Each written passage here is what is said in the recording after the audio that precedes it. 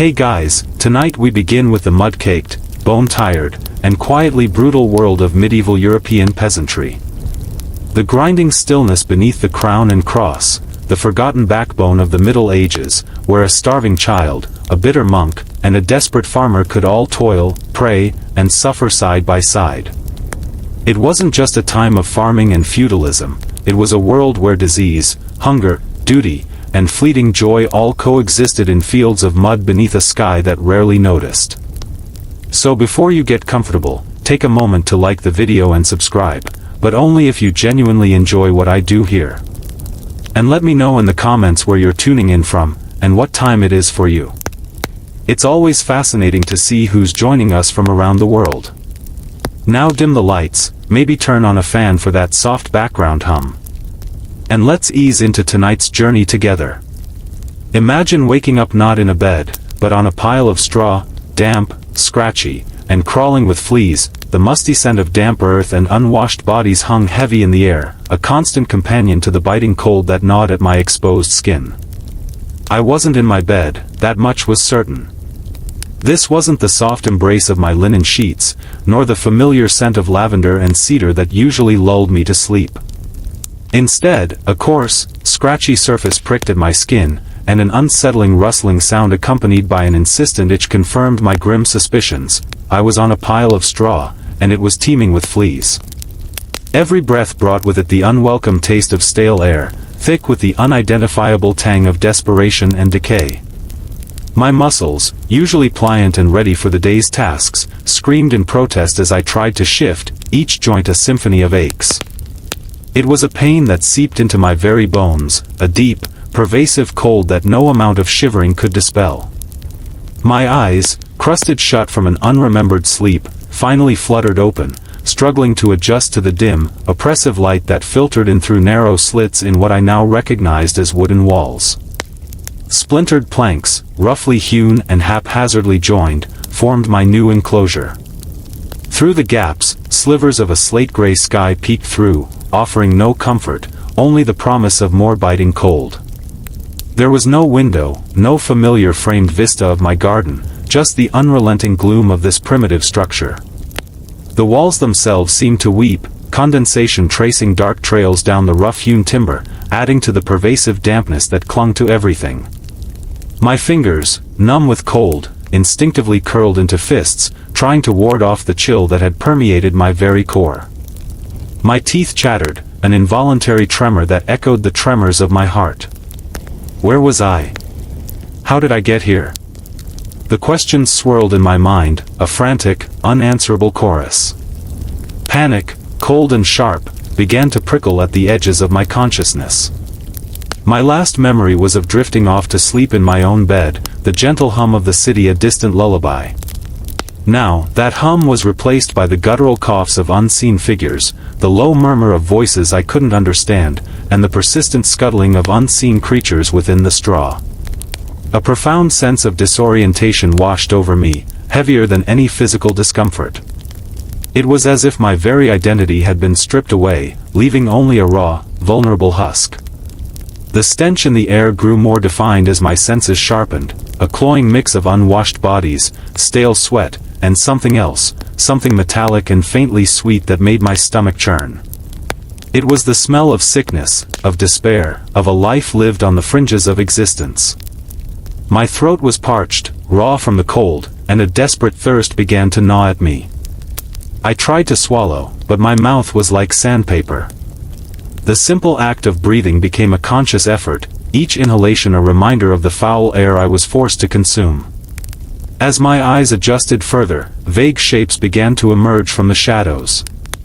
Other forms, huddled and still, lay scattered on similar piles of straw, their faces obscured by the gloom or turned away in sleep. Were they awake? Were they also prisoners? A surge of terror, cold and absolute, coursed through me. I was not alone in this grim existence, but the presence of others offered no solace, only a confirmation of my predicament. It was a shared misery, a silent testament to some unknown misfortune that had befallen us all. My clothes, what little I could feel beneath the oppressive weight of the straw, were rough and unfamiliar. Gone was the soft cotton of my nightshirt, replaced by coarse, scratchy fabric that chafed against my skin. It was thin, offering little protection against the biting cold. My feet, bare and freezing, were tucked beneath me, seeking what little warmth they could find. A dull ache throbbed in my temples, the precursor to a splitting headache, a physical manifestation of the mental anguish that was rapidly consuming me. The silence, when it fell, was even more unnerving than the sounds. It was a heavy, watchful silence, pregnant with unspoken fears and the weight of untold stories. Every creak of the timber, every distant murmur, seemed amplified, each sound a potential harbinger of something worse. My imagination, a usually comforting companion, now turned against me, painting vivid, horrifying scenarios of what my immediate future might hold. I tried to recall anything, any fragment of memory that might explain my presence here. Was I kidnapped? Had there been an accident? My mind, however, was a blank slate, a terrifying void where memories should have been. It was as if I had been plucked from my life and deposited here, a discarded toy in a forgotten corner. The loss of memory was almost as terrifying as the physical discomfort, severing me from my past, from everything that defined who I was. A shudder ran through me, not just from the cold, but from the realization that this was my new reality. There was no escape, no waking from this nightmare. This was real. The damp, scratchy straw, the biting cold, the pervasive stench, the ache in my bones, the relentless itch of fleas, they were all tangible proofs of my dire circumstances. And as a faint, gray light began to seep more fully into the cracks in the walls, hinting at the dawn of a new, horrifying day, a single, desperate thought formed in my mind: how would I survive this? How would I ever find my way back to the warmth, the comfort, and the life I had so carelessly taken for granted? The questions hung in the air, heavy and unanswered, promising a grim and uncertain future. The shrill, indignant cry of the rooster ripped through the thin veil of sleep, a sound as familiar and as unwelcome as the biting chill that seeped through the cracks in our wattle and daub walls. My eyes, still heavy with the lingering tendrils of dreams I couldn't quite grasp, blinked open to the familiar gloom of our single-room hovel. No matter the season, the mornings always began with this pervasive dampness, a cold that seemed to seep into one's very bones and settle there, a constant companion. My straw pallet, a thin barrier between my aching body and the unforgiving earth floor, offered scant comfort, its prickle a constant reminder of our meager existence. A groan escaped my lips, more of habit than conscious thought, as I pushed myself upright. Every joint protested, a chorus of creaks and pops that were as much a part of my morning ritual as the rooster's crow. My back, perpetually stooped from years of labor in the fields, felt a knot of familiar pain, a dull throb that promised to intensify with the day's toil. My hands, gnarled and rough from countless seasons of digging, sowing, and harvesting, instinctively clenched, seeking warmth that simply wasn't there. My stomach, however, was already wide awake, a hollow cavern of gnawing emptiness. It had been empty when I laid down last night, a familiar ache that often accompanied me to sleep, and it was empty now. The last of yesterday's meager stew, if one could even call it stew, a few root vegetables and a scrap of turnip from the Lord's field, boiled in thin broth, had long since been digested. The hunger was a constant, a dull thrum beneath the surface of all other sensations, a reminder of the precariousness of our lives. We lived, always, on the brink of starvation, a single bad harvest, a sudden sickness, a harsh winter away from the abyss. My wife, Ilara, stirred beside me, her own breath shallow and even in the dim light. Her face, etched with the same lines of hardship that marked my own, was softened by sleep, but even in repose, I could see the weariness that never truly left her.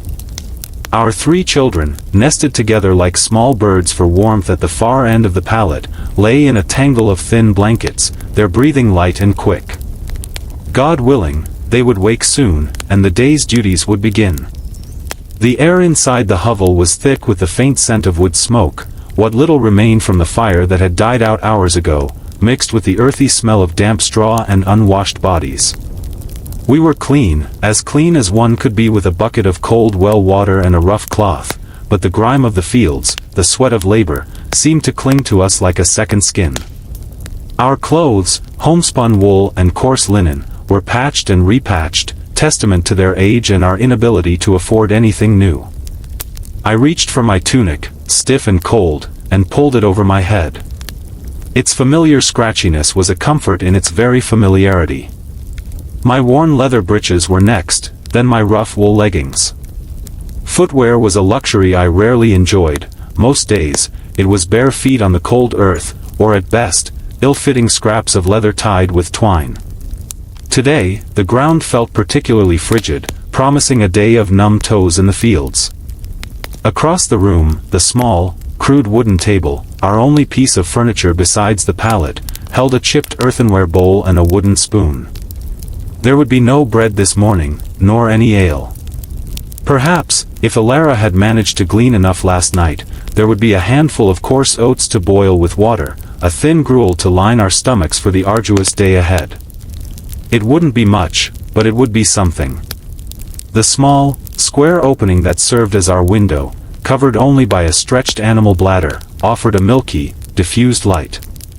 Outside, I could hear the faint stirrings of the village, the distant lowing of a cow, the clatter of a wooden pail, the murmur of other voices as families began their own daily rituals.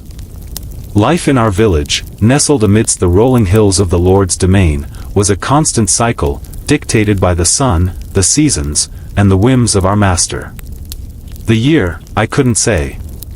We didn't mark time with such precision. It was simply this year, or last year, the passage of time measured in harvests and births, in the coming and going of the few traveling merchants who dared to venture through our remote lands. But it was the 1300s, that much I knew from the tales whispered around the communal fire, tales of kings and wars, of pestilence and famine that had swept across the land in recent memory. We were lucky, perhaps, to have been spared the worst of the Black Death that had ravaged other villages, though the memories of those who had succumbed still lingered, a phantom chill in the air. My duties today, like most days, would be in the fields. The spring planting had long since passed, and the crops, if the good Lord willed it, were growing. But there was always weeding, always mending fences, always clearing stones, always preparing for the harvest that would hopefully come in the late summer. The work was endless, backbreaking, and rarely rewarding, save for the promise of enough food to survive another season. My gaze fell upon the small, crudely carved wooden crucifix nailed above our doorway, a common sight in every peasant's dwelling. My lips moved in a silent prayer, a rote invocation for strength, for sustenance, for protection against the unseen forces that govern our lives, famine, sickness, the harshness of the Lord, and the ever-present threat of bandits that roamed the ill-kept roads. Faith was a cornerstone of our existence, a solace in the face of relentless hardship, a promise of a better life in the hereafter, for this one was certainly no paradise.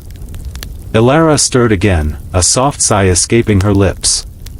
Soon, she would begin the arduous task of milking our scrawny goat, if it had given any milk, and tending to the meager patch of garden where she coaxed a few herbs and root vegetables from the unyielding soil. Then, the never-ending chores of fetching water from the well, gathering firewood, grinding what little grain we had, mending clothes, and caring for the children. Her days were as long and as demanding as my own.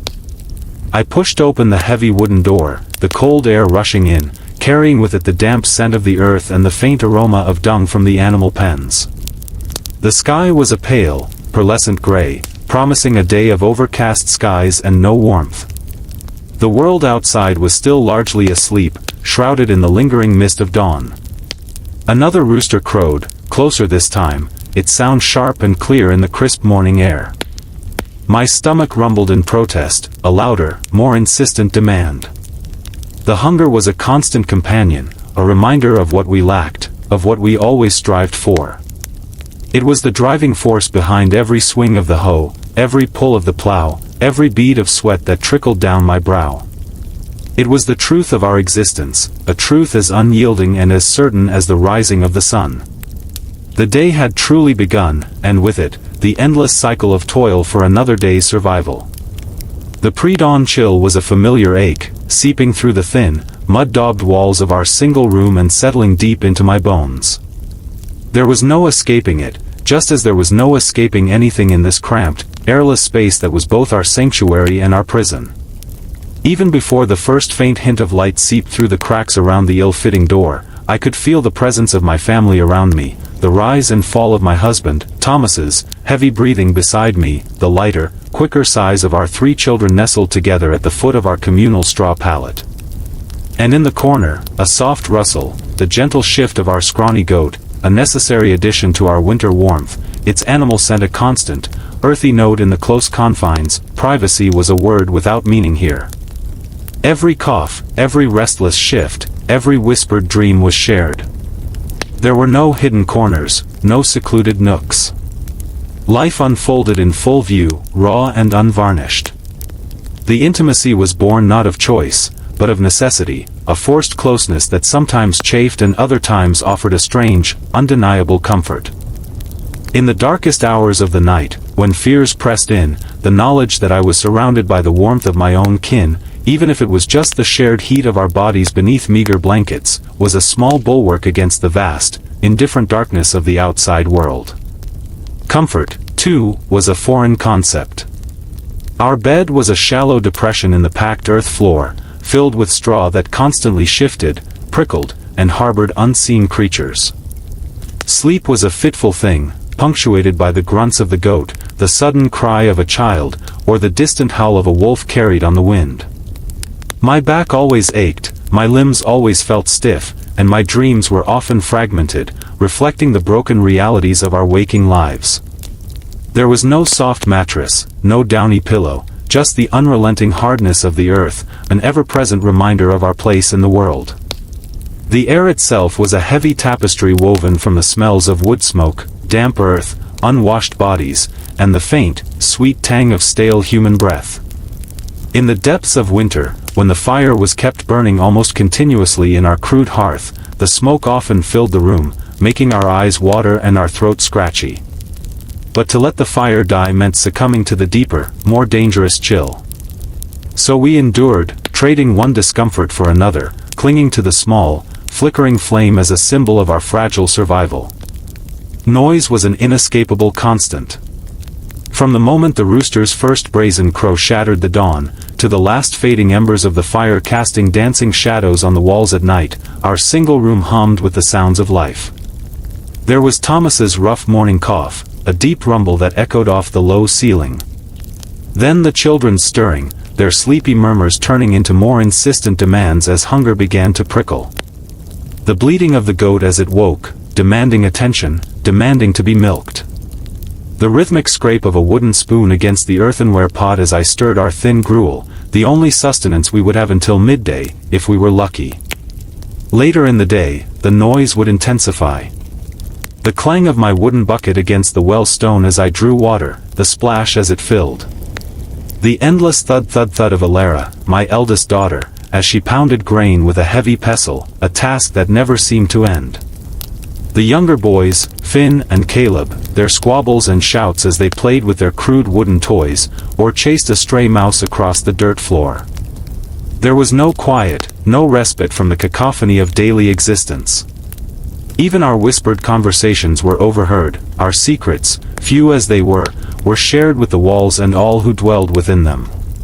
And escape? The thought itself felt like a luxury we couldn't afford. Where would we go? Beyond these walls lay the vast, unforgiving fields, the demanding gaze of the Lord, the threat of hunger, sickness, and the unknown dangers of the road. This single room, for all its discomforts, was our entire world, our only shelter. It was where we were born, where we ate, slept, loved, mourned, and, eventually, where we would die.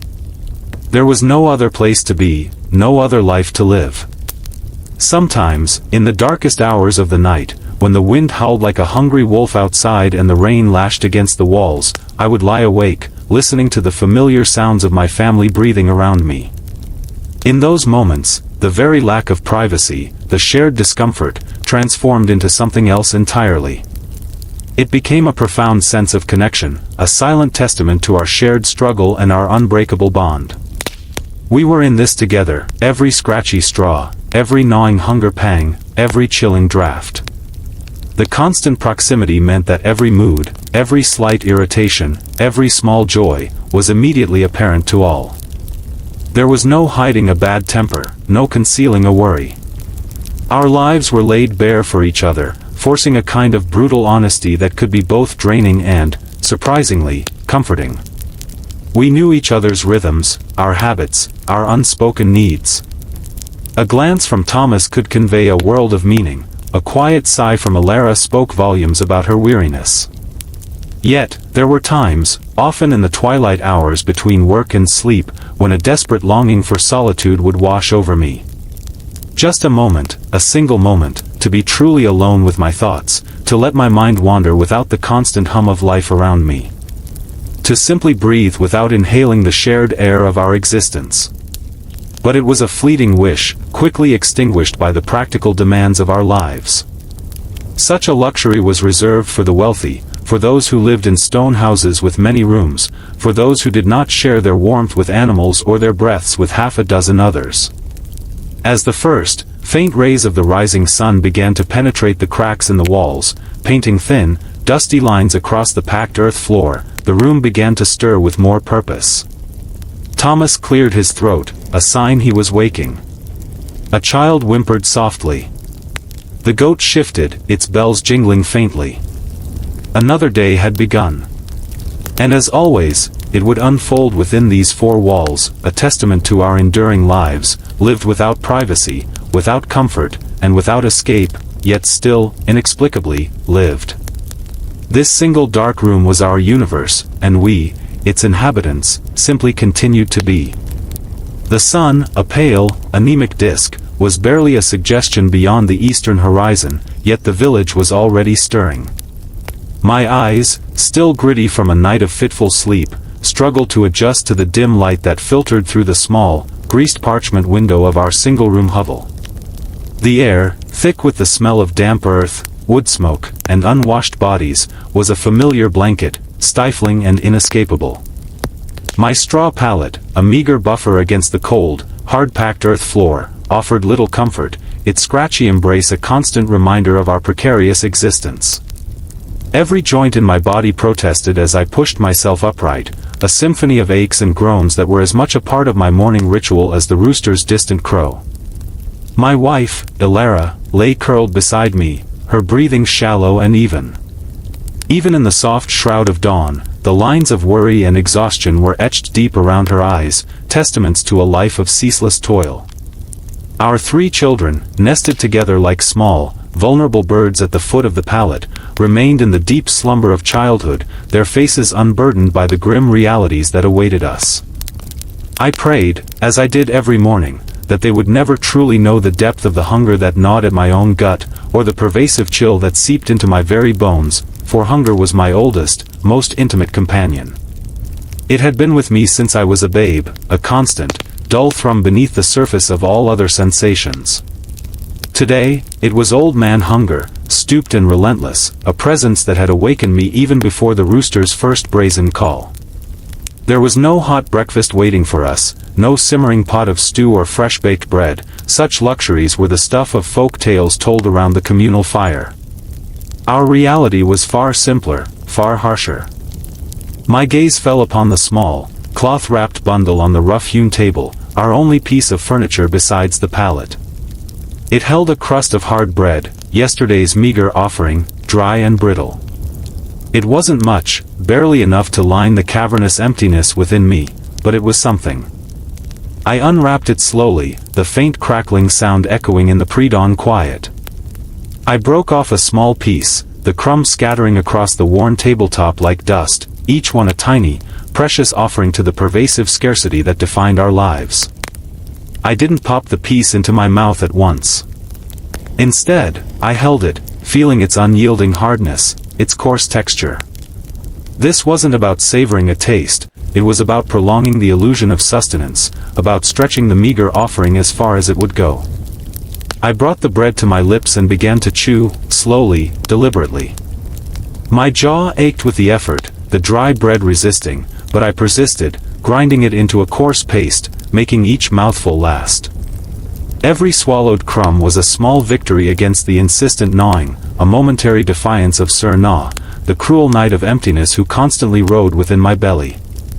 The air in our single room was a thick mixture of smells, the fading scent of last night's wood smoke, the earthy dampness from the walls, the animal tang of our scrawny goat, tethered in the corner for warmth during these colder months, and the ever-present, faintly sour smell of unwashed bodies. There was no privacy here, no hidden corners or secluded nooks. Every cough, every restless sigh, every whispered thought was shared. We lived our lives in full view of each other, a forced intimacy born of necessity. Comfort was a foreign concept, our pallet of straw and thin blankets a meager barrier against the unrelenting cold and the hard earth. Our clothes, homespun wool and coarse linen, were patched and repatched, testament to their age and our inability to afford anything new. My feet, bare and calloused, already felt the biting cold of the floor, a promise of numb toes in the fields later. The small, square opening that served as our window, covered only by a stretched animal bladder, offered a milky, diffused light that did little to brighten the gloom. Outside, the first faint stirrings of the village began to reach my ears, the distant lowing of a cow, the clatter of a wooden pail, the murmured voices of other families beginning their own arduous routines. We lived in a world where time was marked not by precise years, but by harvests and births, by the coming and going of the rare traveling merchant, by the harsh bite of winter and the hopeful green of spring. Though I knew not the exact year, I knew it was the 1300s, a time of kings and lords, of plagues that had swept through lands not so far away, leaving behind a chilling silence. We had been spared the worst, yet the memories of those who had succumbed still lingered like a phantom chill in the air. My duties today, like most days, would be in the Lord's fields. The spring planting was done, and the summer sun, when it chose to show itself, was coaxing the crops from the soil. But there was always weeding, always mending fences, always clearing stones, always preparing for the harvest that, God willing, would come in late summer. The work was endless, backbreaking, and rarely rewarded with more than enough to survive another season. As the light strengthened, revealing the familiar cracks in the mud-daubed walls and the worn patches on our few possessions, my children began to stir. Little Finn whimpered softly, then Caleb, and finally Alara, my eldest, stretched her small limbs. Soon, their own hunger would awaken, and their cries would add to the symphony of our humble home. Alara, my wife, would begin the arduous task of milking our scrawny goat, if it had given any milk this morning, then fetching water from the communal well, and grinding the meager handful of grain we possessed. Her days were as long and demanding as my own, a relentless cycle of chores that kept our fragile existence from crumbling entirely. I pushed open the heavy, creaking wooden door, the cold, damp air rushing in, carrying with it the earthy smell of the morning and the faint aroma of dung from the animal pens. The sky was a pale, pearlescent gray, promising another day of overcast skies and no real warmth. The world outside was still mostly asleep, shrouded in the lingering mist of dawn, but the sounds of life were growing. Another rooster crowed, closer this time, its sound sharp and clear in the crisp morning air. My stomach rumbled again, a louder, more insistent demand, a reminder of whispering maw, the soft, insidious voice that promised eternal emptiness. The hunger was a constant, a driving force behind every swing of the hoe, every pull of the plow, every bead of sweat that trickled down my brow. It was the truth of our existence, as unyielding and as certain as the rising of the sun. The day had truly begun, and with it, the endless cycle of toil for another day's survival. And as I stepped out into the damp, cold morning, the meager crust of bread a fading memory in my belly, I knew I would face hunger again, later in the day, and then again tomorrow. It was a battle I fought every day, a battle for every precious, fleeting moment of sustenance. The world beyond the familiar confines of our humble hovel was vast, a sprawling tapestry of green fields, dark forests, and distant, mist-shrouded hills. Yet, none of it, not a single clod of rich, dark earth, belonged to me. My hands, calloused and cracked, knew the feel of that soil intimately. I had spent countless sunrises and sunsets bent over it, digging, sowing, weeding, and reaping. But the fruits of my labor, the very sustenance that kept my family from starvation, were not truly mine. Every furrow I plowed, every seed I dropped into the earth, was for a Lord I had never even spoken to. His castle, a distant, imposing shadow on the horizon, was a world away from my daily grind. He was a name, a distant power, a decree handed down by a reeve, or whispered by the bailiff with a stern, unyielding gaze. My existence was bound to his will, a silent contract etched in the sweat and ache of my muscles. I was a cog in his vast, invisible machine, my purpose simply to produce. The terms of this unspoken agreement were brutally simple, etched into the very fabric of our lives. If I grew enough food, we survived. The sparse gruel would appear on our table, the children's bellies would feel a momentary fullness, and the gnawing edge of old man hunger would recede, if only for a few precious hours. We would endure another season, another winter, clinging to the fragile thread of existence. It was a constant, exhausting race against the inevitable. If I didn't grow enough, we suffered. The consequences were swift and merciless.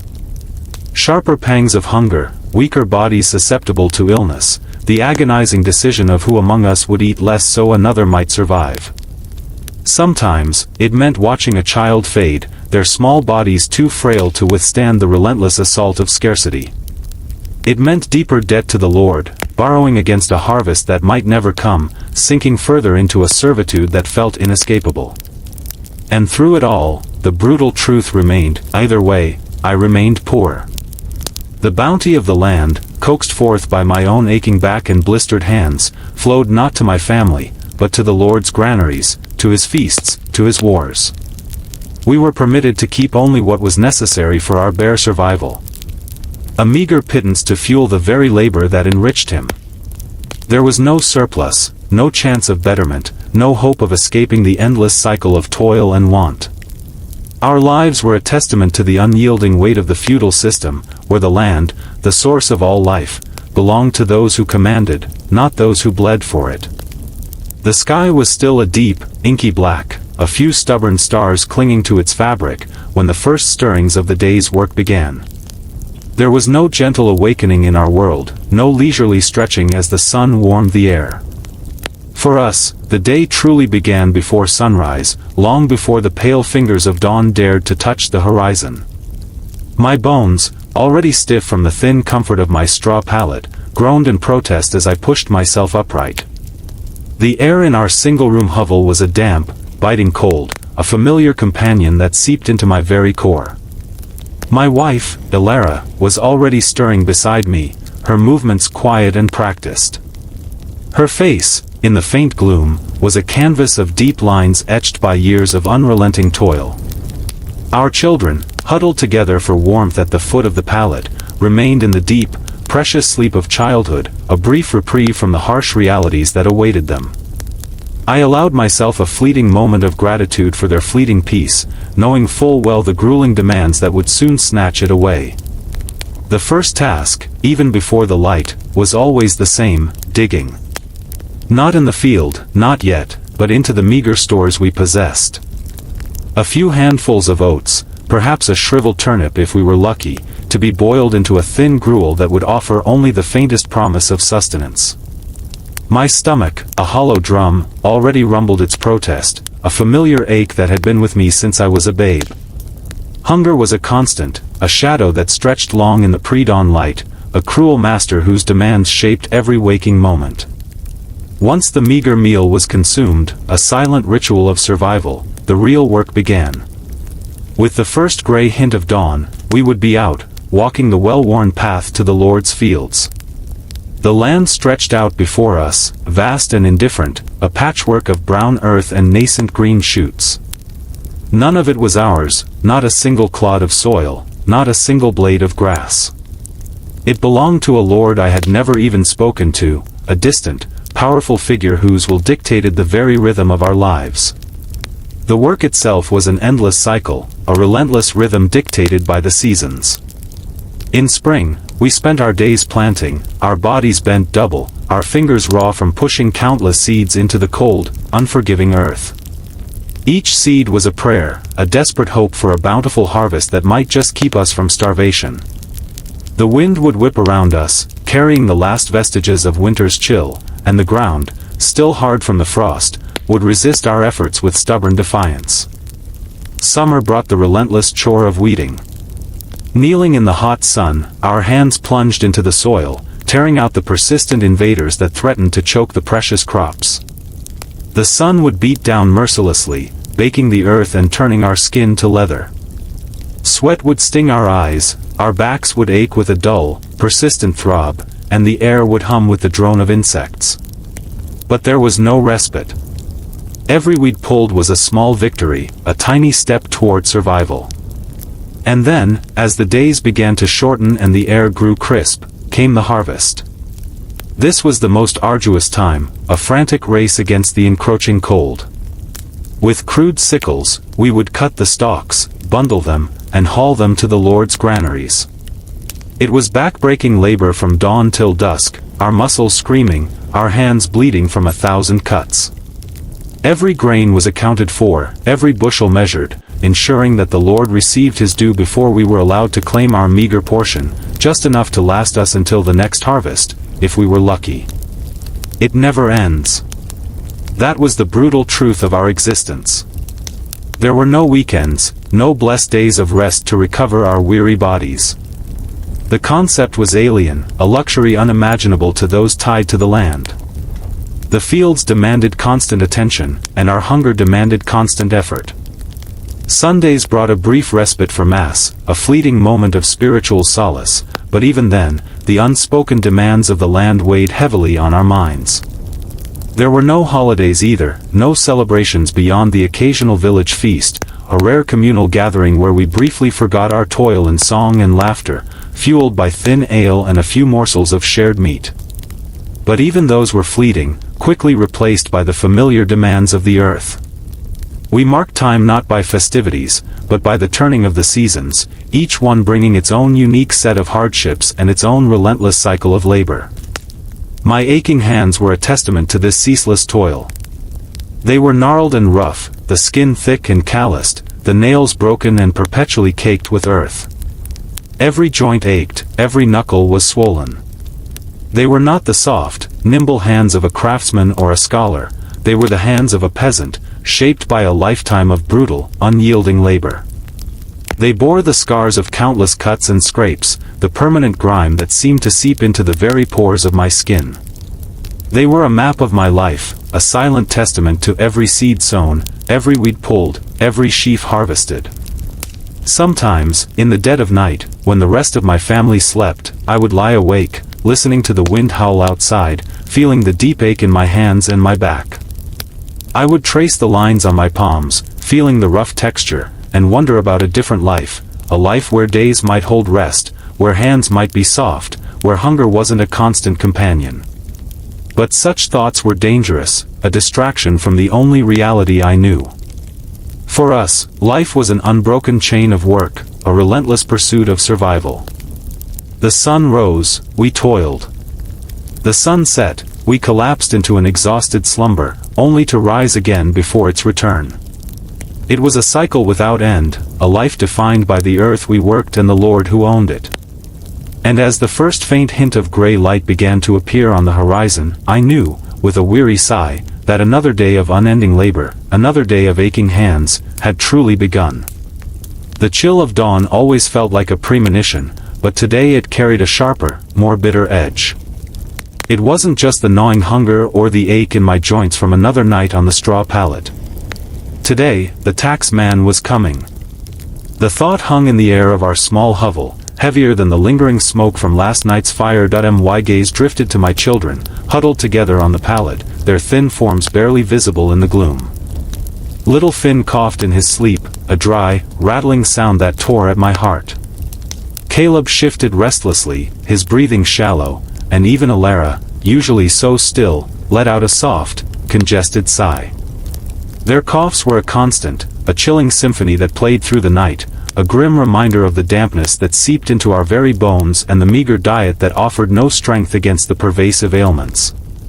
Our pantry was nearly bare, a few withered root vegetables, a small sack of coarse flour, all that remained from a harvest that felt increasingly inadequate. My gaze drifted to my children, huddled together on the pallet, their thin forms barely visible in the gloom. Little Finn coughed in his sleep, a dry, rattling sound that tore at my heart. Caleb shifted restlessly, his breathing shallow, and even Alara, usually so still, let out a soft, congested sigh. Their coughs were a constant, a chilling symphony that played through the night, a grim reminder of the dampness that seeped into our very bones and the meager diet that offered no strength against the pervasive ailments. Our pantry was nearly bare, a few withered root vegetables, a small sack of coarse flour, all that remained from a harvest that felt increasingly inadequate. But the tax man cared nothing for coughing children or empty pantries. His demands were absolute, his authority backed by the distant lord we'd never seen, and enforced by the ever-present threat of his armed guards. We had labored tirelessly in the fields, our hands bleeding, our backs aching, to coax life from the soil. We had prayed for rain, for sun, for a bountiful yield. And now, a portion of that hard-won bounty, the very grain that represented our survival, would be taken. I watched Thomas, my husband, rise from our pallet, his face grim. He didn't speak, but his eyes met mine, a shared understanding passing between us. It was a look of weary resignation, of impotent rage, and above all, of necessity. We would hand it over, because we must. To resist was to invite swift, brutal reprisal, a beating, the burning of our hovel, perhaps even banishment, which for us, meant certain death. We were bound to the land, bound to the Lord, bound to his endless demands. Soon, the sound of hoofbeats would draw nearer, the clamor of voices, the sharp, authoritative bark of the tax collector. We would stand outside our hovel, our heads bowed, as they weighed our precious grain, cold and indifferent to the lifeblood it represented. Each scoop they took would feel like a punch to my gut, a visible diminishment of our fragile hold on existence. But we would not protest. We would simply watch, our faces expressionless, while the coughs of our children echoed silently in our hearts. Because we must. The scent of stale incense and damp earth hung heavy in the cold, echoing space of the village church. It was a stark contrast to the biting wind that whipped around the wattle and daub walls outside, but little warmer inside. My eyes, accustomed to the dimness of our hovel, slowly adjusted to the even deeper gloom within, where the only light came from a few flickering tallow candles casting dancing shadows on the crude wooden crucifix. We were all there, as we were every Sunday, huddled together on the rough benches. My husband, Thomas, his face a mask of weary endurance, his calloused hands clasped in prayer. Our eldest, Alara, her young face solemn, already carrying the weight of responsibilities far beyond her years. And then there were the boys, Finn and Caleb, their small bodies pressed against us. Finn, my youngest, felt too warm against my side, a subtle heat that had been growing since dawn. I tried to dismiss it, to tell myself it was merely the closeness of our bodies in the cold, but a tendril of icy fear began to coil in my gut. The priest stood before the rough altar, his voice, usually booming with righteous fervor, softened by the solemnity of the Massachusetts. He spoke of suffering, of earthly burdens, of the trials that test the faithful. His words, well-worn and familiar, began to weave their way through the oppressive stillness. "Your pain is holy," he intoned, his gaze sweeping over the huddled congregation, settling for a moment, it seemed, on my own anxious face.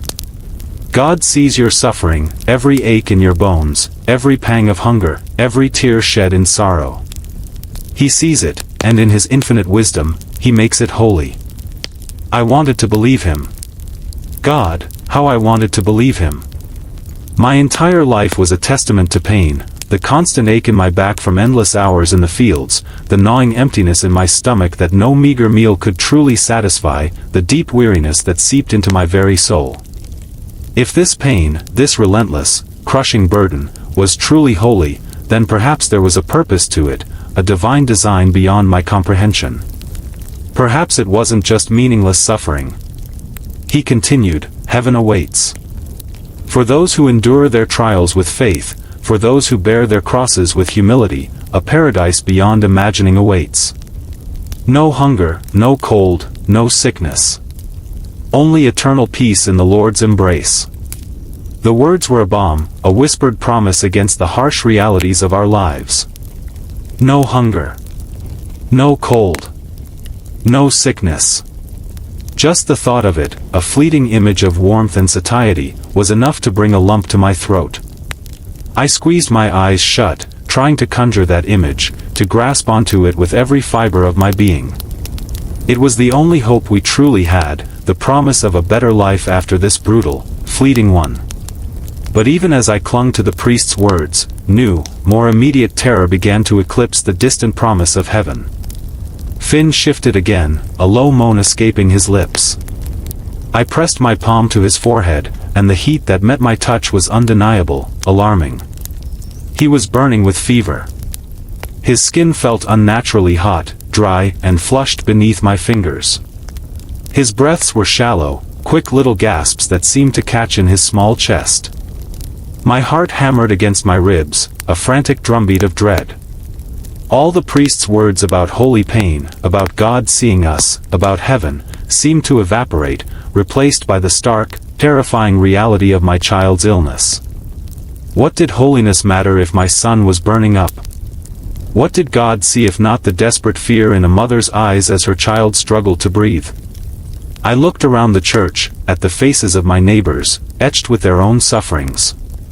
They too believed in the priest's words, clung to them as fiercely as I tried to. But I saw the same fear in their eyes when sickness swept through the village, when a cough turned into a death rattle, when hunger claimed another infant. Did their faith truly ease the agony of watching their loved ones fade? I wanted to believe the priest. Desperately. I wanted to believe that this new, terrifying heat emanating from my child was part of some divine plan, a path to a glorious reward. I wanted to believe that God, somewhere, was truly seeing us, feeling our terror, offering solace.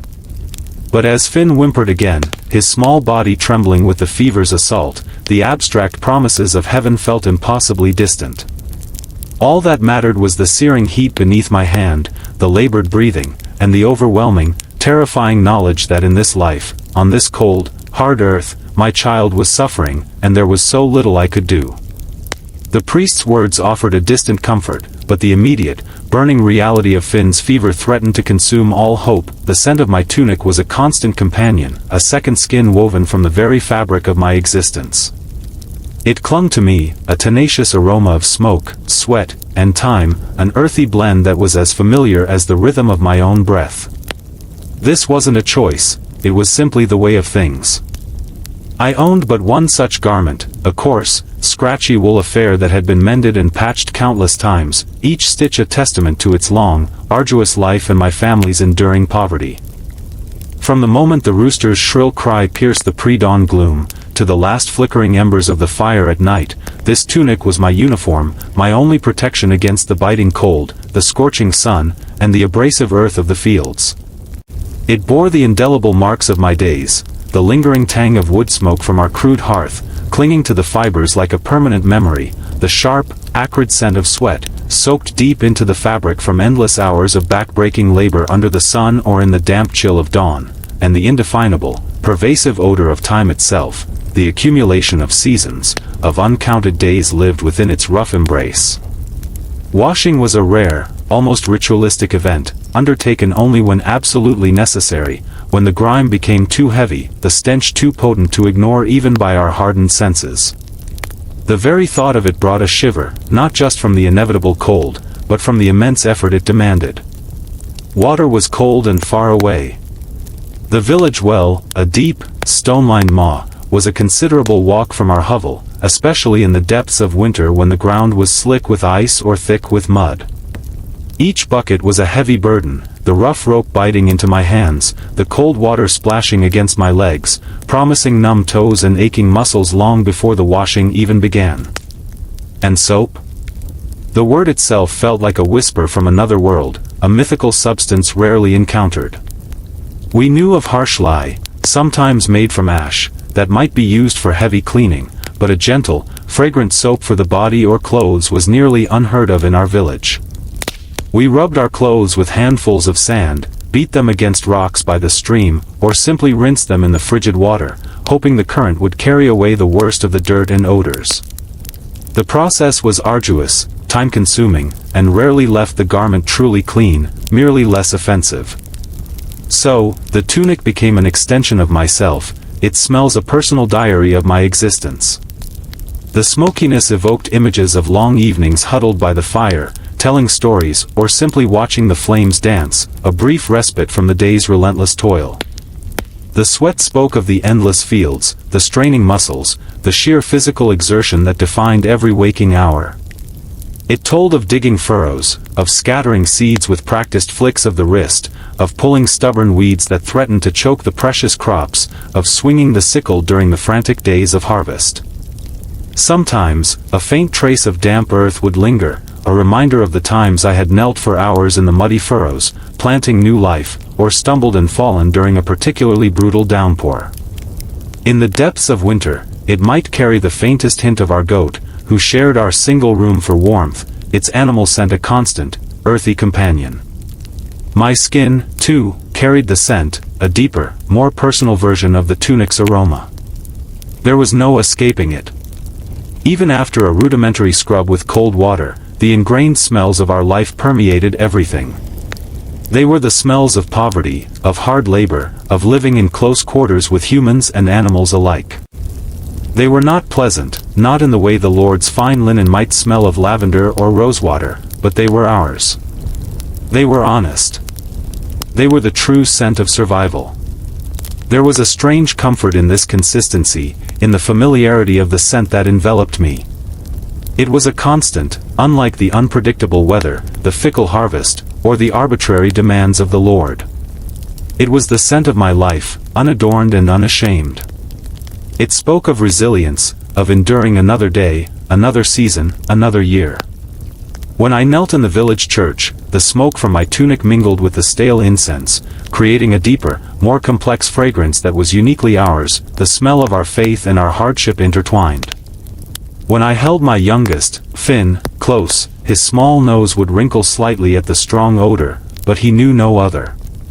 It was the smell of his father, the smell of safety, the smell of home, however humble.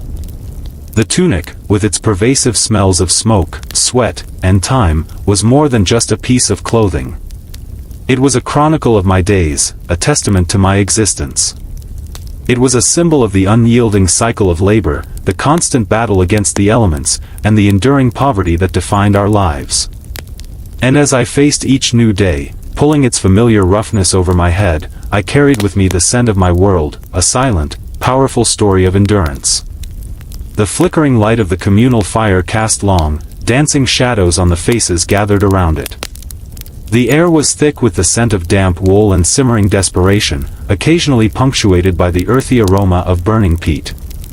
This was where the stories were spun, tales carried on the infrequent winds from distant lands, whispered from mouth to ear, growing grander and more improbable with each retelling.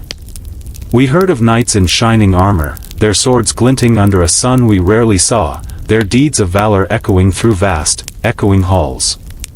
We heard of kings with crowns of gold and robes of velvet, their every command shaping the fate of nations, their lives filled with power and endless feasts.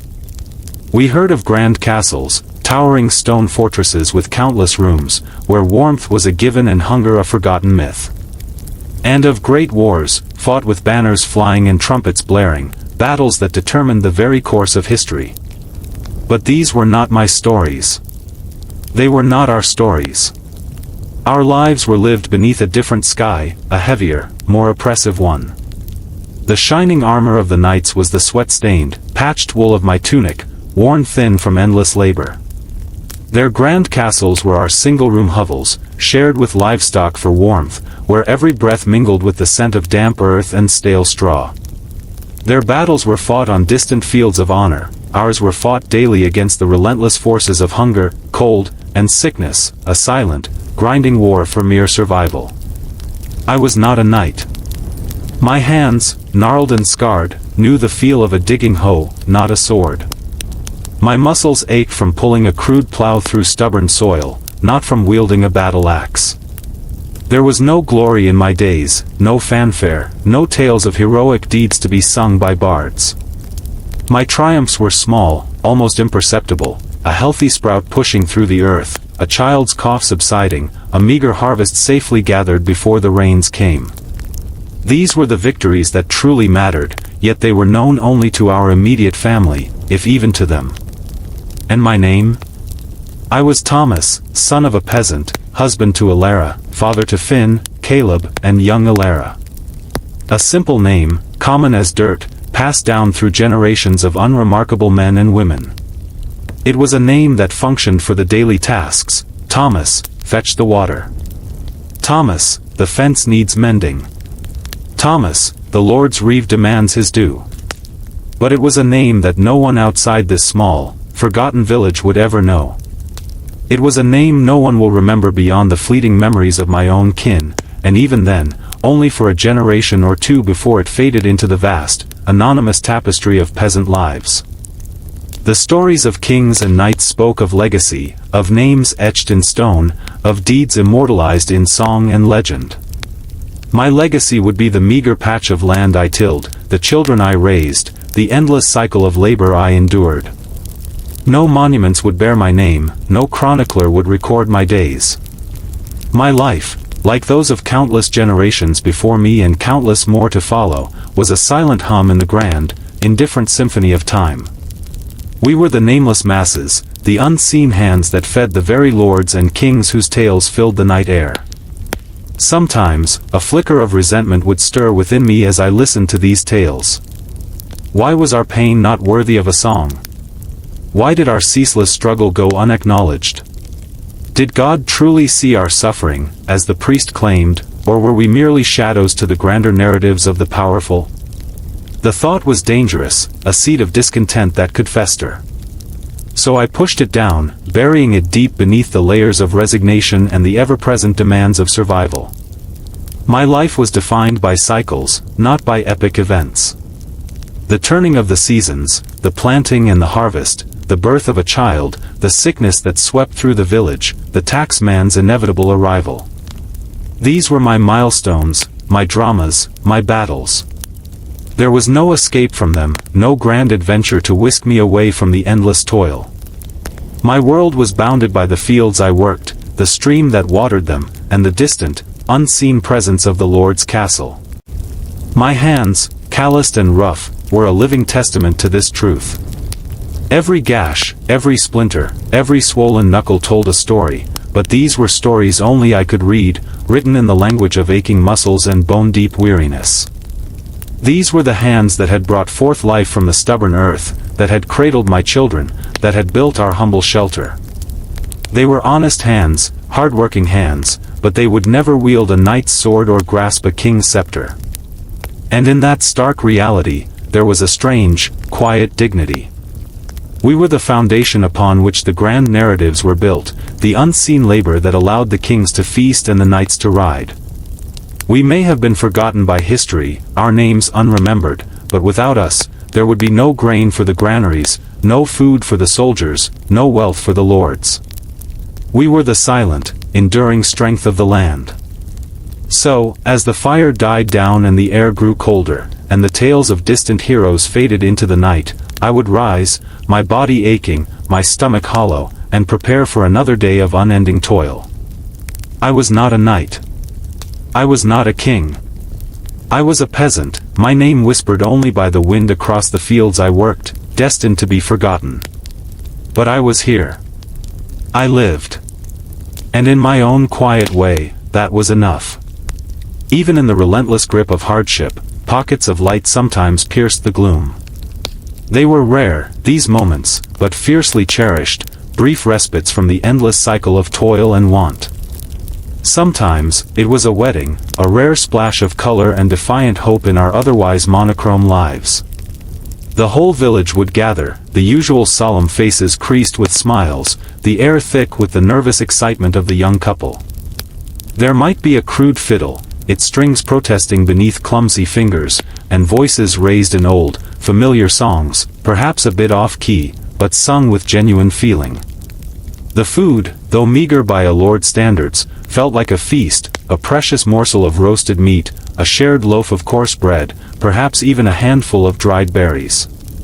Or it might be a birth, a new, fragile life entering our challenging world. A tiny, crumpled face, a baby's cry, a new hope for the future. The women would gather, their hands tender, their voices soft with ancient lullabies. It was a moment of profound vulnerability and immense joy, a reminder that life, despite everything, continued to spring forth. And then there were the festivals, tied to the turning of the seasons or the saints' days, fleeting explosions of communal cheer. They always brought a barrel of bad ale, sour and thin, but potent enough to loosen tongues and lighten spirits. The singing was usually dreadful, a cacophony of off-key voices and forgotten lyrics, but it was loud and hearty, a collective expression of release. We would dance with abandon, our heavy boots thudding on the packed earth, our laughter echoing into the twilight. For those precious hours, the gnawing hunger faded, the aches in our bones were forgotten, and the grim realities of tomorrow receded into an unimaginable distance. We laughed loudly, our voices raw and uninhibited, shedding the burdens of our daily lives with each joyous shout. We truly forgot for a night, lost in the fleeting embrace of community and simple pleasure. But the morning, as it always did, arrived with the rooster's unforgiving crow. The bad ale left a dull ache behind the eyes, and the echoes of laughter were quickly replaced by the familiar stirrings of the village, preparing for another day. The light that seeped through our hovel's greased parchment was cold and stark, revealing the unvarnished truth of our lives. The children's coughs, quieted by sleep, returned. The empty stomach announced its presence with a familiar growl. The stiffness in our joints reminded us of the endless fields awaiting our labor. The brief magic of the festival, the warmth of the wedding, the tender miracle of the birth, all receded, becoming cherished memories to be clutched at during the long, arduous days ahead. By morning, it was unequivocally back to work, the brief flicker of joy extinguished by the relentless demands of survival. The first breath of winter arrived not with a roar, but like a cruel whisper, a chilling draft that seeped through the cracks in our mud-daubed walls and settled deep into our bones. The vibrant greens of summer and the rich browns of autumn had long since faded, replaced by a bleak, stark landscape under a sky the color of lead. The very air felt sharper, thin and brittle, carrying the promise of deeper, more relentless cold to come. Outside our single-room hovel, the ground was frozen, as unyielding as stone. The familiar paths to the well and the forest were treacherous, slick with hoarfrost or hidden patches of ice. Every step was a careful, calculated risk, a battle against the elements. The breath plumed from our mouths in frosty clouds, and our fingers, even tucked deep into our armpits, quickly grew numb, aching with a cold that seemed to penetrate to the very marrow. With the frozen ground came the stark reality that the last of the harvest was truly gone. The Lord had taken his ample share, the taxman his inevitable portion, and what little remained in our small, crude pantry was dwindling with terrifying speed. The food runs low.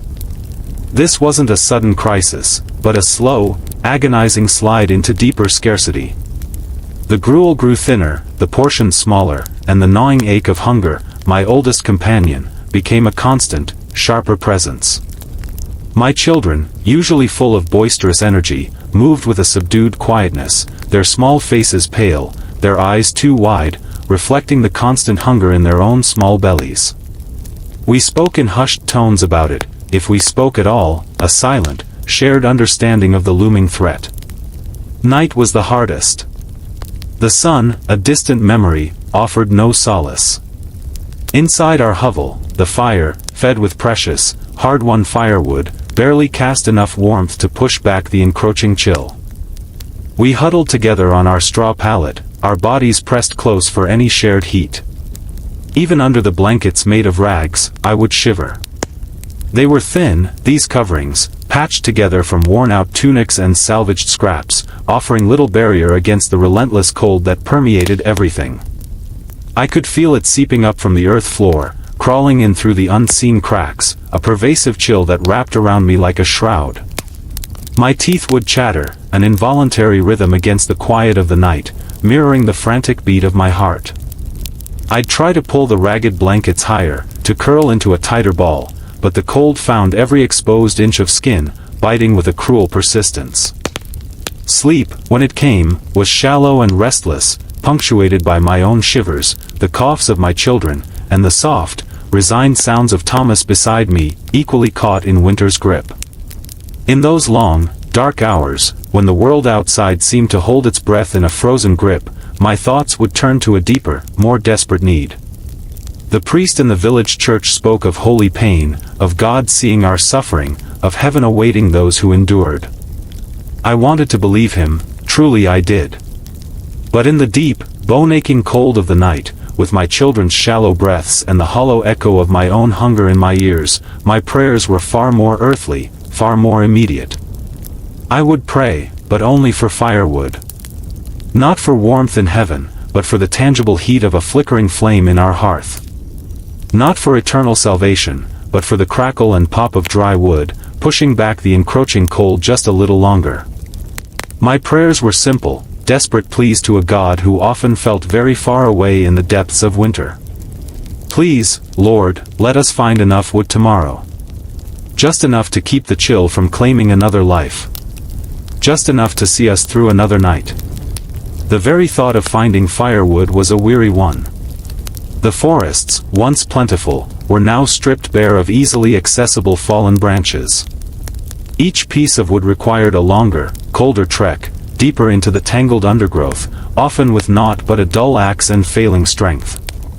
Every branch gleaned was a victory, a small, tangible battle won against the encroaching despair. Winter stretched before us, a vast, white expanse of hardship. The short days offered little time for work, and the deep snow often made travel impossible, trapping us in our hovel, our meager stores dwindling further. The coughs of the children seemed to worsen with each passing day, and the fear in my heart grew heavier, colder, than any frost.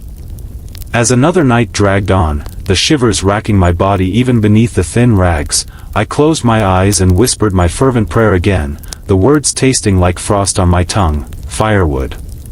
Please, just enough firewood. It was the only miracle I truly dared to ask for, the only hope that truly resonated in the bitter depths of winter.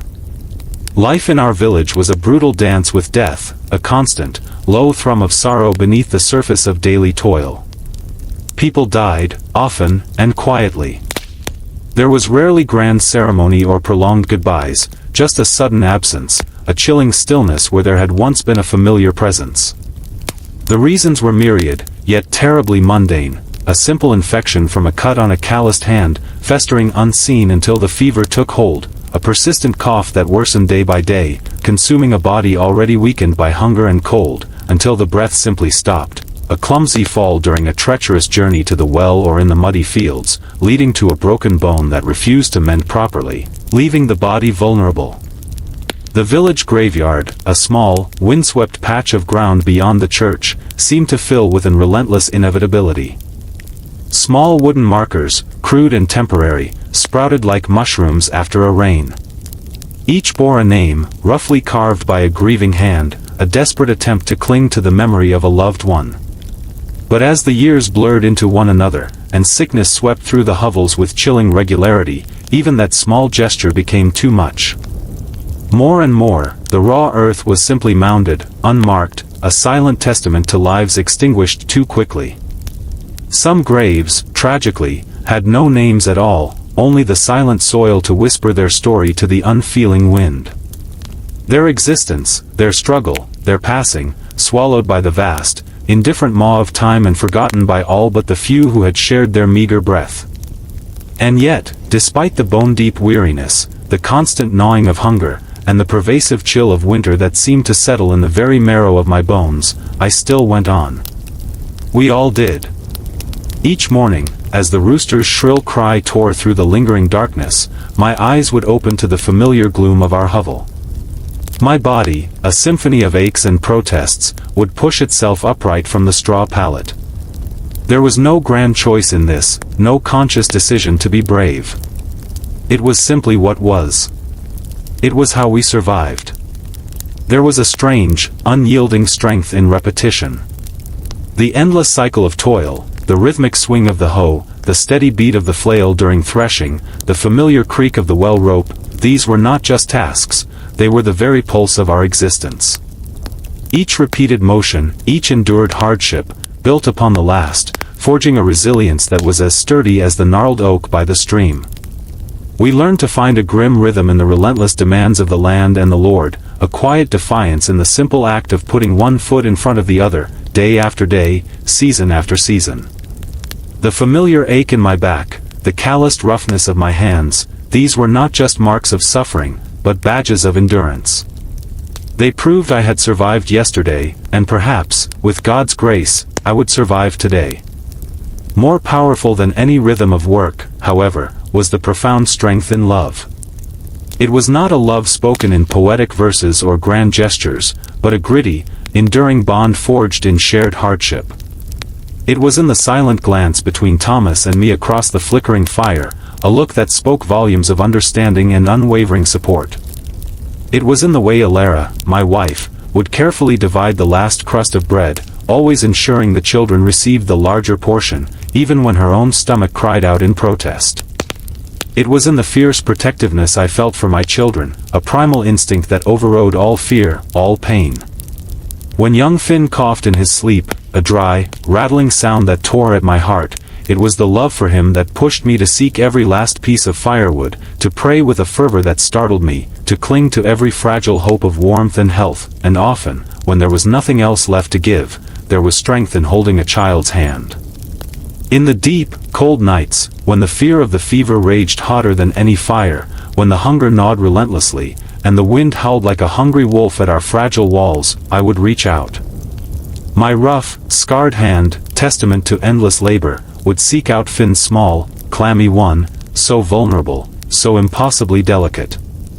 His fingers, thin and warm with fever, would curl around mine, a tiny anchor in a world of uncertainty. In that simple touch, a profound transfer of strength occurred. It was not a tangible gift, not food or warmth or medicine, for I had none of those to offer. It was a silent promise, a wordless vow of presence and protection, no matter how futile.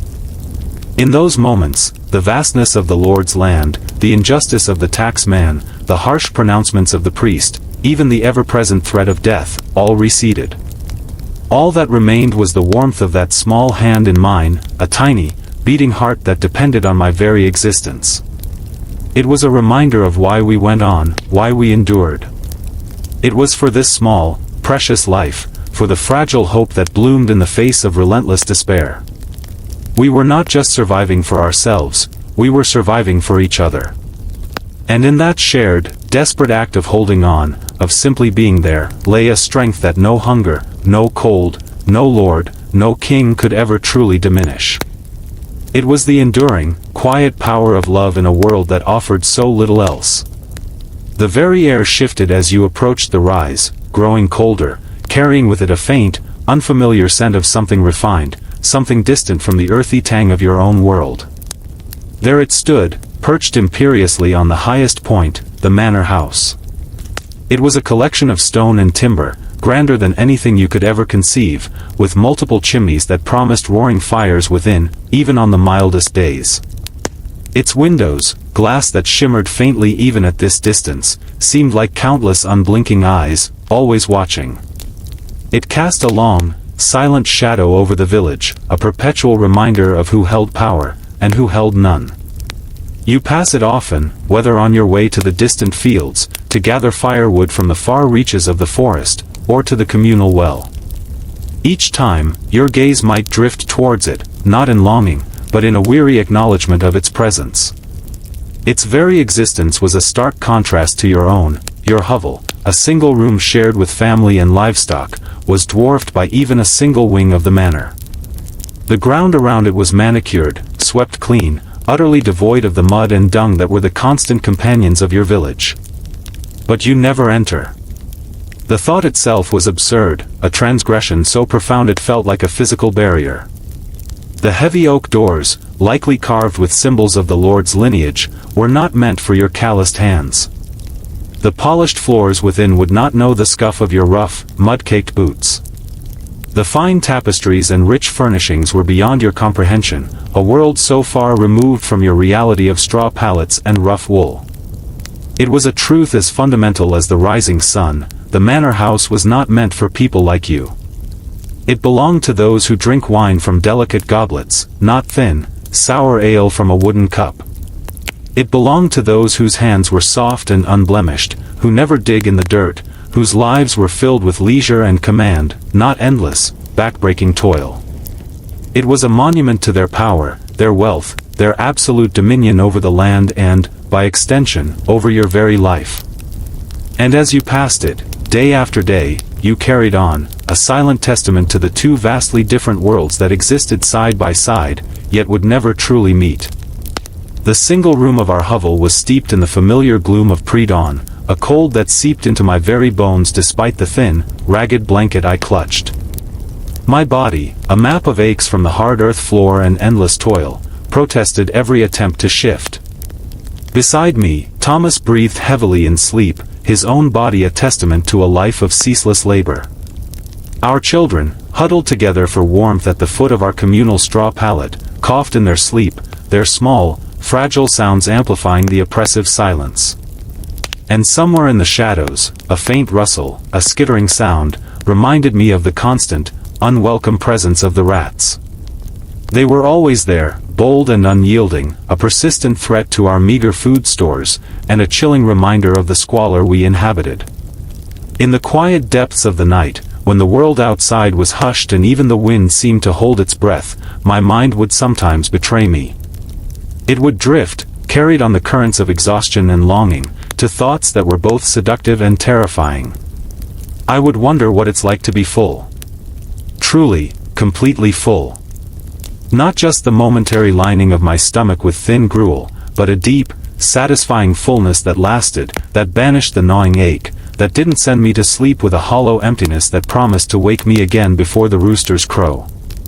What would it feel like to rise from my pallet and not immediately crave food, to not have my first conscious thought be about the next meager mouthful? I pictured it sometimes, a warm, heavy sensation in my belly, a quiet contentment that felt utterly alien, a luxury beyond my comprehension. And then, my thoughts would turn to sleep. What would it be like to sleep without fear of rats?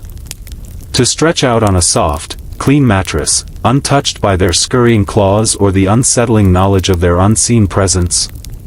To close my eyes and surrender to true slumber, unburdened by the worry that they might gnaw through our precious grain, or worse, scurry across a child's sleeping face? The very idea was a fantasy, a whisper of peace that was almost painful in its impossibility. Our straw pallet, though it offered a modicum of warmth, was their playground, their hunting ground. Their presence was a constant tension, an underlying hum of anxiety even in the deepest sleep. But perhaps the most insidious, most dangerous wonder of all, was the thought of to wake up and not hurt. Not just the stiffness of sleep, but the pervasive ache that was woven into the very fabric of my being. The dull throb in my lower back from years of bending over the unforgiving earth. The sharp pain in my knees from countless hours of kneeling to weed or plant. The throbbing in my hands, calloused and gnarled, perpetually cracked and scarred from the endless toil of digging, hauling, and harvesting. To wake and simply feel nothing. No pain. Just lightness, a readiness to meet the day without a physical battle against my own body. What freedom that would be. What unimaginable relief. These wonders, these forbidden longings, were like embers glowing in the deepest part of my soul. But I knew, with an instinct born of harsh experience, that wondering is dangerous. It breeds discontent. It plants seeds of rebellion where only resignation should grow. To voice such thoughts, even to myself, felt like a betrayal of our existence, a blasphemy against the rigid order of our world. It challenged the very foundation upon which our lives were built: acceptance, endurance, and quiet submission.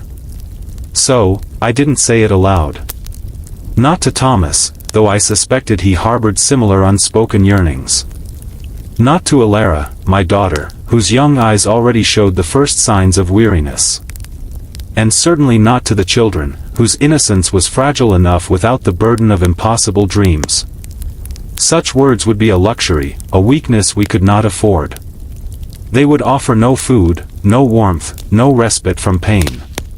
They would only introduce a corrosive bitterness, a gnawing dissatisfaction that could chip away at the very resilience that kept us alive. Instead, I would rise, pushing the dangerous thoughts back into the darkest corners of my mind. I would pull on my coarse, smoke-scented tunic, feeling its familiar scratch against my skin. My hands, aching and rough, would begin the endless chores, stirring the thin gruel, fetching the cold water from the distant well, preparing for another day in the Lord's fields. The gnawing hunger, the familiar cold, the ever-present threat of the rats, these were the certainties of my life. And in those certainties, in the relentless repetition of survival, there was a strange, grim comfort. The promise of the priest, of a heaven where hunger, cold, and pain were banished, was a distant, flickering light. But the immediate, tangible reality was the hard earth beneath my feet, the cold air in my lungs, and the constant ache in my body. And so, I kept my wonders silent, locked away in the deepest recesses of my heart. For in our world, to dream of a life without pain, without hunger, without fear, was a perilous journey, best taken only in the quiet, unvoiced depths of the soul. My survival, and the survival of my family, depended on it. The crackling fire, a meager defense against the biting night air, cast long, dancing shadows on the faces gathered around it. The familiar scent of wood smoke mingled with the earthy aroma of damp wool and unwashed bodies, creating the singular perfume of our communal gatherings. It was here, in the fleeting safety of the dim light and shared warmth, that the rumors would sometimes begin to spread. Whispers, carried on the wind from distant villages, growing bolder with each retelling, until they took on a life of their own.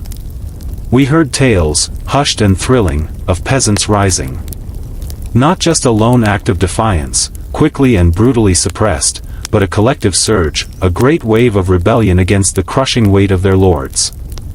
Imagining it was almost a physical sensation, the clatter of hastily fashioned tools turned into weapons, the roar of voices usually only raised in quiet prayer or weary complaint, transformed into a shout for justice.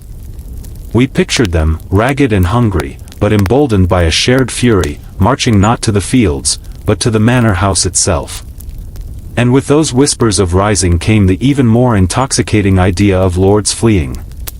The very image was a balm to our weary souls, the haughty reeve, his face usually set in a sneer, scrambling in panic, the bailiff, who always seemed to carry a switch, trembling with fear, even the great, unseen lord himself, abandoning his castle, his fine clothes, his endless stores of grain, fleeing before the righteous wrath of the very people he had exploited. We imagined their fine horses floundering in the mud, their jewels scattered, their power dissolving like mist in the morning sun. It was a sweet, impossible fantasy, a momentary reversal of the brutal order of our world. But always, always, they were only stories. They were born in the desperation of the dark hours, given breath by the flicker of the fire, and nurtured by the collective yearning for a different life. They were told at the fire, when the warmth offered a fleeting sense of security, when the shared darkness blurred the lines between harsh reality and fervent wish. They were spoken in voices kept low, almost to a whisper, when no one was listening, or, more accurately, when no one who mattered, no one with power, no one with the authority to punish, was within earshot. For such stories, if overheard by the wrong ears, could bring swift and terrible retribution. Discontent was a dangerous seed, and those in power were vigilant in stamping it out. The reality was always a sharp slap back to the face. The dawn would break, cold and unforgiving. The ache in our bones would return with insistent clarity. The gnawing hunger in our bellies would resume its relentless thrum. The same path to the Lord's fields would stretch before us, demanding our labor, our sweat, our very lives. The manor house would still sit on the hill, its unblinking windows watching, a cold, stone reminder of its unchallenged power. And the tools, the heavy hoe, the crude sickle, the cumbersome plow, would still be waiting, cold and unyielding, ready to weigh down our already burdened hands. The truth was, dreams are heavier than your tools. Far heavier. A hoe, though it strained the muscles in my back and shoulders, was a tangible weight, a physical burden I could lift, carry, and put down at the end of the day. But a dream, a true dream of freedom, of justice, of a life without endless toil and crushing hunger, that was a weight that settled deep in the soul, a yearning that could consume you.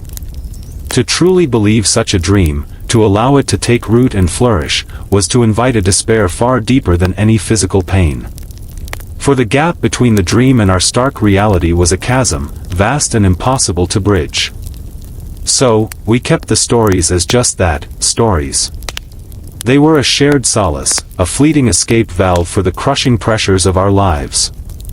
They were whispered prayers for a different future, offered up to the fire and the indifferent stars. They allowed us, for a few precious moments, to imagine a world where the strong were brought low and the weak found power. But as the embers died down, and the chill of approaching dawn began to seep into our gathering, the tales would fade, replaced by the grim certainties of another day. We were not knights, destined for glory. We were not kings, with power to command. We were peasants, our names unremembered, our lives a ceaseless cycle of labor and survival. To openly harbor such dreams, to speak them aloud in the unforgiving light of day, would be an act of madness, a reckless invitation to suffering beyond our already brutal existence. The weight of hope, unfulfilled, could crush a spirit more completely than any physical burden. So we would rise, leaving the dying fire and the whispered rumors behind. We would take up our tools, heavy and familiar in our calloused hands. The dreams of rising peasants and fleeing lords would remain just that, dreams, unspoken and deeply buried, a secret solace for a heart that knew no other. Because the reality of the fields, the hunger, the cold, and the ever-present manor on the hill, was the only truth we could afford to acknowledge.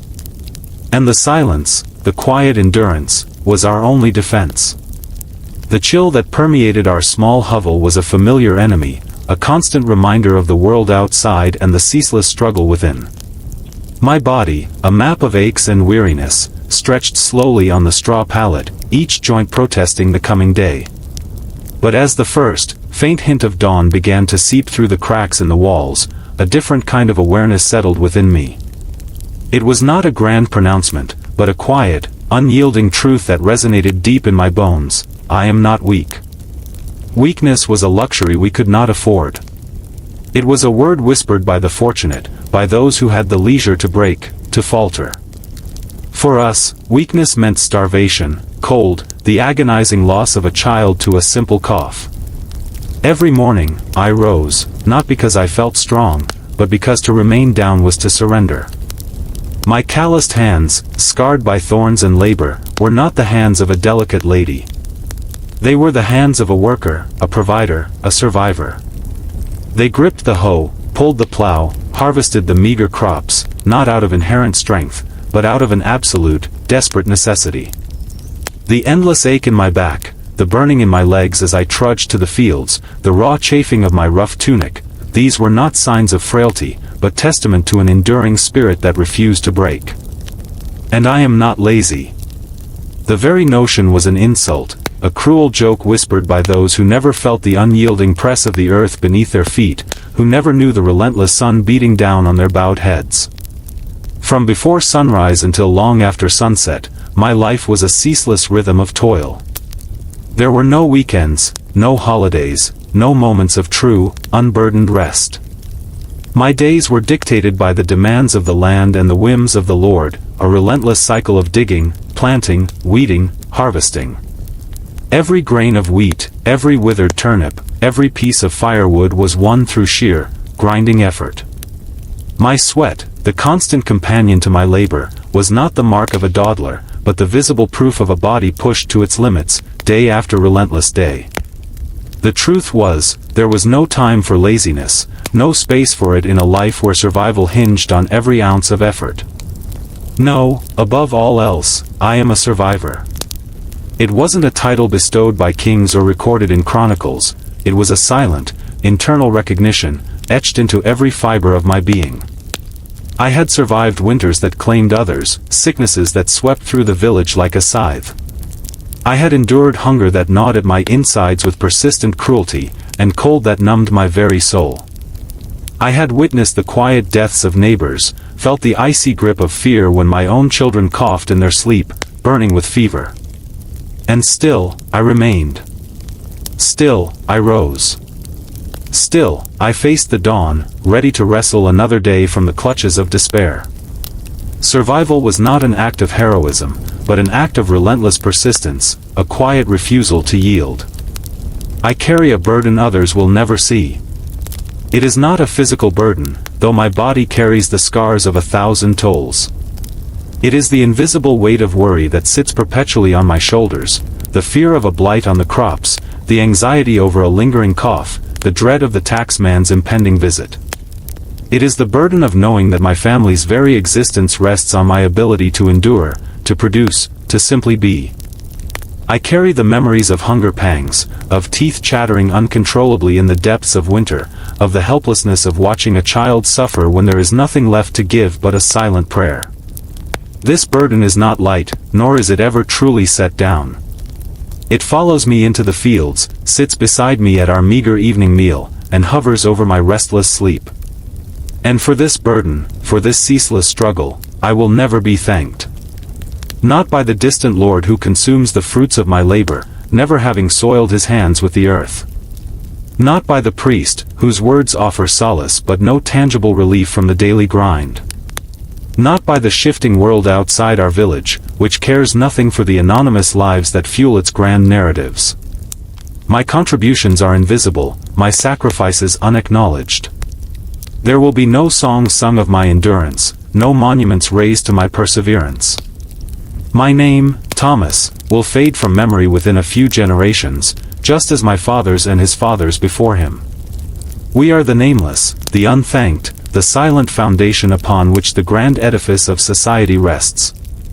Yet, in this quiet, unacknowledged strength, there is a profound dignity. In the simple act of rising each morning, of tilling the unforgiving earth, of protecting my family with nothing but sheer will and the callous strength of my hands, I find a truth that transcends the recognition of others. I am not weak, for I have faced relentless hardship and not broken. I am not lazy, for my life is a testament to ceaseless labor. I am a survivor, a quiet warrior in a battle that will never be recorded. And the burden I carry, though unseen and unthanked, is the very proof of my enduring existence. It is the silent, powerful narrative of a life lived, not for glory, but for survival, for love, and for the simple, unyielding truth of being. When your time ends, no trumpet sounds. There is no grand procession, no solemn pronouncement echoing through a hushed crowd. Your breath simply ceases, a quiet extinguishing of the flame that warmed your meager existence. Your body, weary from a lifetime of relentless toil, is laid to rest in the very soil you spent your life tilling. It is a final, ironic embrace, a return to the earth that demanded so much and gave so little. No ornate tombstone marks your resting place, just a simple wooden cross, if you are fortunate, or perhaps nothing at all, swallowed by the unmarked expanse of the village graveyard. Above you, the sky remains the same. The vast, indifferent expanse that witnessed your endless labor, your quiet struggles, your fleeting joys, does not alter. The sun rises and sets, the clouds drift, the stars twinkle with an unchanging brilliance. Your passing leaves no ripple in its celestial tapestry. And in the fields you once worked, the work continues. The rhythmic swing of the hoe, the steady pull of the plow, the planting of seeds, the gathering of harvests, the cycle remains unbroken. Another sets of hands, as calloused and worn as yours once were, will take up the burden. Life, in its brutal, persistent way, simply moves on, a silent testament to the anonymous, enduring strength of those who labor without recognition, from birth to the quiet, unmarked end. When people speak of the simple life of the past, remember this: it was simple, yes, simply harsh, simply cruel, and sometimes simply beautiful, in the quiet, persistent courage of people like you. It was a life stripped bare of the complexities we know today, a life lived in raw communion with the land and the elements. There were no intricate machines to ease the burden, no endless distractions to numb the mind. Life was reduced to its most fundamental elements: the biting cold, the gnawing hunger, the relentless physical demands. It was harsh in its unforgiving nature, cruel in its indifference to suffering. Yet, within that profound simplicity, there blossomed a profound, quiet courage. It was the courage to rise each morning despite aching bones and an empty stomach, to face another day of endless toil with no promise of reward beyond survival itself. It was the courage to plant seeds in frozen earth, trusting in a harvest that might never come. It was the courage to tend to a feverish child with nothing but love and desperate prayer, when remedies were scarce and hope was a fragile flicker. This courage was not forged in grand battles or celebrated in heroic tales. It was woven into the fabric of daily existence, in the calloused hands that never stopped working, in the silent endurance of a body pushed to its limits, in the shared glance between husband and wife that spoke volumes of unspoken fears and unwavering support. It was the courage of communal solidarity, of helping a neighbor even when your own stores ran low, knowing that your survival was intertwined. That it was a beauty found not in opulence or ease, but in the fierce, unyielding spirit of people who, despite everything, continued to live, to love, to hope for another sunrise. It was the simple, undeniable beauty of persistence in the face of overwhelming odds, a testament to the indomitable strength of the human spirit when stripped of all but its most essential truths.